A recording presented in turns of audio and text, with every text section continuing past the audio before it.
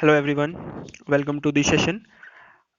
आज की सेशन में हम डिस्कस करने वाले हैं chapter 3 of class 6 NCERT geography and this is about me introduction. My name is Shashank and just you can read it here about me and moving forward. So motion of the earth. So basically what happens is the motion of the earth. When we talk about the motion, so we talk about two things. The first is rotation and the other is revolution. So as far as rotation is concerned, so it is nothing but the rotation is the movement of the earth on its axis. So movement of the earth on its axis is called the rotation, right? So movement of the earth. The next is the ancient Indian astronomer Aryabhat had stated that the earth is round and rotates on its axis, right, own axis basically. And the third is the axis makes an angle of 66.5 degree with its orbital plane. So axis makes an angle, so that I'll explain you in the next slide how that axis makes the angle of 66.5 degree. The plane formed by the it orbit is orbital plane. तो basically what is the, मतलब होता क्या है, ये आपका plane होता क्या है? तो वो सारे प्लेन जो फॉर्म किए जाते हैं ऑर्बिट के थ्रू, उसको हम ऑर्बिटल प्लेन कहते हैं, right?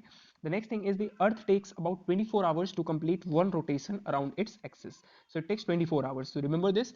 And the last point which is the very very important, the earth, the period basically, हाँ, जो पीरियड होती है, the period of rotation is known as earth day.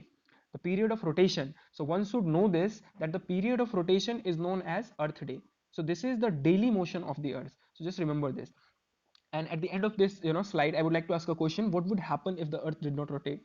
तो बेसिकली इसका क्या मतलब होगा कि अर्थ अगर रोटेट नहीं करती है तो वो सारा एरिया जो सनलाइट को फेस कर रहा होगा वो हमेशा सनलाइट को ही फेस करता रहेगा, और जो डार्क में होगा वो हमेशा डार्क में ही रहेगा.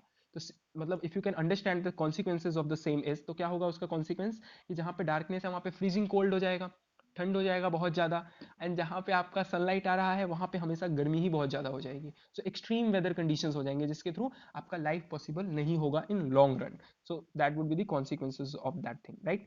चलिए, तो इस स्लाइड में आपको मैं बताऊंगा कि how that orbital plane basically forms the angle of 66.5 degree with the axis. तो एज यू कैन आइडेंटिफाई, ये आपका एक्सिस हो गया, north pole to south pole, and in our example this is the orbital plane. तो होता क्या है यहाँ पे, ये जब एक्सिस से ऑर्बिटल प्लेन का जो एंगल बनता है यहाँ पे, so this angle is basically called 66.5 degree. So remember this, and as you can simply recall, this is your tropic of Capricorn, tropic of Cancer, and this is your equator, right?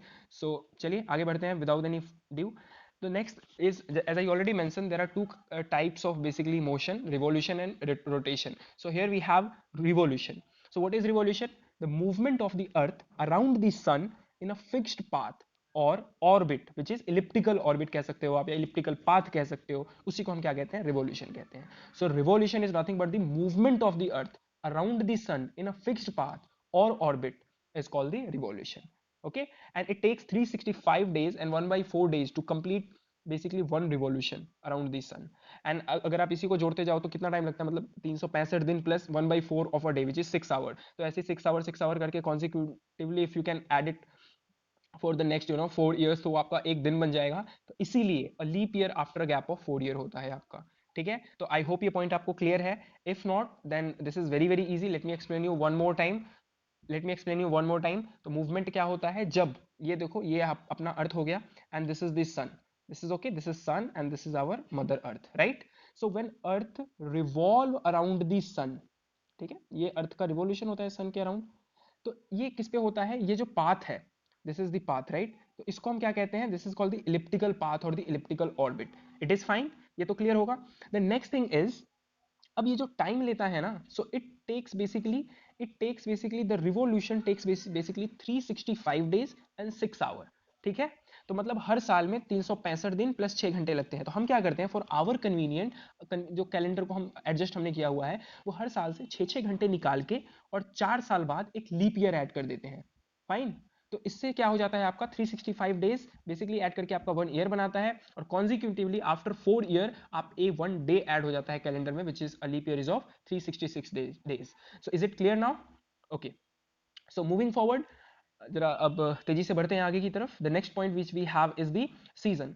So the year is divided into summer, winter, spring and autumn season, as you already know. It changes due to change in the position of the earth around the sun. जैसे जैसे सन के सामने अर्थ की position change होते जाती है, आपका season भी चेंज होता है. अब देखो, rotation and revolution of the earth is responsible for change in season and day and night. ठीक है, यानी कि रोटेशन से क्या होता है, डे और नाइट होता है, और रिवोल्यूशन किसके लिए रिस्पॉन्सिबल है, आपके सीजन में परिवर्तन के लिए। तो just remember this thing, this is very important thing. अच्छा, तो from this picture I try to explain you the whole figure of revolution कि होता क्या है। ठीक है, so let me read it for you first. What is the summer solstice? ठीक है, so when I call solstice I have highlighted SOL which is again sol, जो कि एक रोमन वर्ड है जिसका मतलब होता है सन गॉड बेसिकली, जो हमने अपने लास्ट लेक्चर्स में डिस्कस किया था। If you have not seen those lectures, so आप जाइए डिस्क्रिप्शन में, there is a link and you can watch all those lectures as well, basically chapter number 1 and chapter number 2। ठीक है, so this is our chapter number 3। So on 21st June the northern hemisphere is tilted towards the sun. The ray directly on the falls basically on the Tropic of Cancer. ठीक है, and more heat in these areas, and the near an area near pole receive less heat because of the slanting rays, and the north pole is inclined toward the sun, and the pole beyond the Arctic Circle experience continuous daylight for about 6 months, and it is the summer in the region north of the equator. ठीक है, the longest day and the shortest night at these places occur on 21st June, and reverse condition in the southern hemisphere. The nights are longer than the days. So let me explain you what I have said here with the help of this picture. Right, अगर आप यहाँ पे देख पा रहे हो, here we have sun, and यहाँ पे सन की लाइट आ रही है।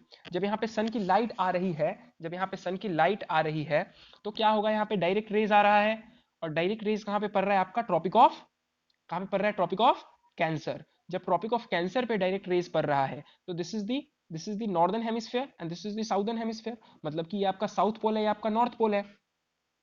ठीक है, तो जो नॉर्थ पोल है वो सन के तरफ टिल्टेड है, तो इसके लिए ये वाला जो एरिया है, ये वाला जो एरिया है, यहाँ पे सनलाइट ज्यादा कंडीशन में होगा, हीट ज्यादा होगा। यहाँ पे जब हीट ज्यादा होगा तो यहाँ पे समर होगा, और दूसरी तरफ क्या होगा, विंटर होगा। तो वही उन्होंने टेक्स्ट में बोला है।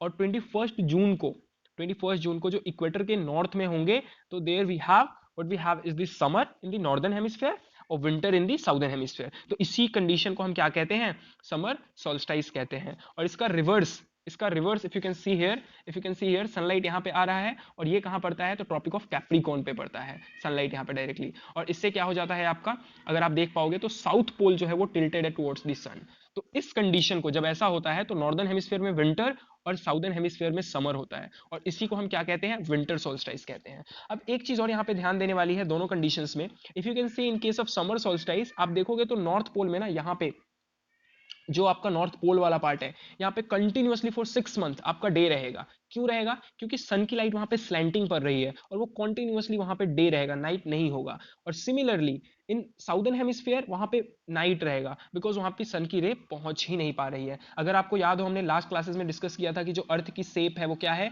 मिडिल से थोड़ी सी बल्ज है, तो उसी कारण से यहाँ पे जो लाइट पहुंचती है वो बहुत ही कम पहुंचती है, जिसके कारण यहाँ लाइट होता है। और सिमिलरली नॉर्दर्न हेमिस्फीयर हेयर वहां पे लाइट पहुंच जाती है, क्योंकि वो आपका इंक्लाइंड है टुवर्ड्स द सन। तो आई थिंक ये because of the earth shape ये चीजें होती हैं। तो आई थिंक आपका समर सोलेस्टाइल और विंटर सोलेस्टाइल क्लियर है। Moving forward, now we have equinox. तो हम इक्विनॉक्स कहते क्या है, किसको कहते हैं, देखो, जब बेसिकली सन की रे डायरेक्टली इक्वेटर पे पड़ती हो, डायरेक्टली इक्वेटर पे पड़ती हो, तो उसको हम क्या कहते हैं, इक्विनॉक्स कहते हैं। तो 23rd सितंबर और 21st मार्च को हम बनाते हैं ये इक्विनॉक्स बेसिकली। अगर आप देखो तो in the southern hemisphere you have spring season, और in the northern hemisphere you have autumn season on 23rd of September, while on 21st March equinox पे क्या होता है आपका, नॉर्दर्न हेमिस्फीयर में स्प्रिंग सीजन होगा, और southern hemisphere if you can say, तो वहां पे एटम सीजन होगा। तो ये overall this is the concept behind the summer solstice, winter solstice, right, solstice. ठीक है, समर सोल्स्टाइस, विंटर सोल्स्टाइस, और आपका इक्विनॉक्स के बीच के बिहाइंड ये आपका कंसेप्ट है। ठीक है, कि this is all because of the sunlight, the amount of sunlight that earth receive on its various locations. जहां जहां पे जैसे जैसे रिवॉल्यूशन होकर पहुंचते जाता है, वैसे वैसे जो अमाउंट ऑफ सनलाइट रिसीव होता है, due to that there is a summer solstice, there is a winter solstice, equinox, and there are different seasons. So I hope ये चीज आपको क्लियर है। Is it clear to you? Fine. Moving forward, तो let me read this slide for you, जिससे आपको और ज्यादा clear हो जाए। तो सिमिलरली 21st जून को नॉर्दर्न हेमिस्फीयर जो होता है टिल्टेड होता है सन की तरफ, और डायरेक्टली ट्रॉपिक ऑफ कैंसर पे पड़ती है, as I have already told you. ठीक है, एंड द हीट जो होता है यहाँ पे आपका ज्यादा रिसीव होता है as compare to the poles areas, because pole में आपका क्या होगा, स्लैंटिंग पड़ेगा लाइट, राइट। नॉर्थ पोल जो होगा सन की तरफ इंक्लाइंड होगा और आर्कटिक सर्कल जो होगा वहां पे कंटिन्यूअसली डे लाइट होगा। ये चीज ध्यान रखिएगा, कई बार लोग इसको मिसअंडरस्टूड कर देते हैं कि ऐसा तो हो ही नहीं सकता, but in reality it exist, it happens on regular basis. तो try to remember this thing. ठीक है, नेक्स्ट है आपका similarly, this is very very important point, it is the summer in the region north of the equator. Equator के north में आपका summer होगा और इक्वेटर के साउथ में आपका विंटर होगा। ठीक है ना, और ये चीज I think that I have not explained you on that picture is the longest day, I'm so sorry for this, the longest day and the shortest night यहाँ पे होता है आपका 21 जून को। और सिमिलरली वहां पे क्या होगा, रिवर्स कंडीशन होगा साउदर्न हेमिस्फीयर में, तो साउदर्न हेमिस्फीयर में क्या हो जाएगा, लॉन्गेस्ट नाइट और शॉर्टेस्ट डे। तो याद रखिएगा ये चीज, अगर क्लियर नहीं है तो please watch the recorded video of this. Now winter solstice, तो ऑन 22 December the tropic of Capricorn receive करता है direct sunlight of the sun and the south pole is tilted towards the basically sun. ठीक है, as the sun ray fall vertically on the tropic of Capricorn, ठीक है, तो a large portion of southern hemisphere get light. तो वहां पे क्या था, हमारा समर सोल्स्टाइस में आपका नॉर्दर्न हेमिस्फीयर को मिल रहा था, बट यहाँ पे हमारे सनलाइट किसको मिल रही है, साउदर्न हेमिस्फीयर को मिल रही है। Therefore it is summer in the southern hemisphere, okay, with longer days and shorter night, as we have explained it earlier also. The reverse happen in the northern hemisphere, so this position of the earth is called the winter solstice. So this is just for your understanding. Equinox again on 21st of March and 23rd of September, direct rays of the sun falls on the equator. At this position neither of the poles is tilted towards the sun, so the whole earth experience equal day or equal night. ये मैंने आपको explain करा है पीछे। on 23rd September को क्या होता है, वही सिंपल आपका ऑटम सीजन होगा नॉर्दर्न हेमिस्फीयर में। देखो यहाँ पे अर्थ के पिक्चर को विजुअलाइज करना is more important. If you can visualise the picture of the earth, the shape of the earth की नॉर्दर्न हेमिस्फीयर किधर है, साउदर्न हेमिस्फीयर किधर है, इक्वेटर किधर है, लैटिट्यूड लॉन्गिट्यूड, तो आई थिंक ये आपको समझने में काफी हेल्प करेगा, बिल्कुल ईजी हो जाएगा ये, right. So the position of the in this case, the position in this case on 21st March when it is spring in the northern hemisphere and autumn in the southern hemisphere. So I hope ये point भी आपको clear है। तो ये थोड़ा सा, this is just for your basic understanding. I think here we have the sunlight and once the sunlight is getting, तो ये आप देखो आपका साउथ पोल है और ये आपका नॉर्थ पोल है, तो यहाँ पे आपका लाइट पड़ रहा है। ठीक है, this is your nothing but the, okay, तो लाइट देखो कैसे आ रही है, आपका इक्वेटर है, तो यही चीज हो गया ना। फिर यहाँ पे देखो तो ये कौन सा है, समर सोल्स्टाइस का केस बता रहा है, एम आई राइट, क्योंकि समर सोल्स्टाइस में तो होता है ना कि यहाँ पे ज्यादा सनलाइट पड़ रहा है। तो इस पिक्चर से आई थिंक वो वाला जो प्रीवियस वाला पिक्चर था उससे ज्यादा क्लियर यहाँ पे आपको हो रहा होगा कि because in the northern hemisphere देखो आपका नॉर्थ पोल पे कॉन्टिन्यूसली डे लाइट होता है 6 मंथ के लिए बिकॉज ऑफ द रिवॉल्यूशन। ठीक है, सिमिलरली आपका वहाँ पे विंटर सोल्स्टाइस के केस में भी होता है।